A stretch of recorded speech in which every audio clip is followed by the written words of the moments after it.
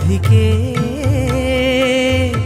ഈ സംഗമം വനവല്ലിക്കൂടിൽ കണ്ടു കൊതിയോടെ അത് മുല്ലപ്പൂവായി നീളെ നീളെ വിരിഞ്ഞു. ഈ വാക്കുകൾ തേൻതുള്ളികൾ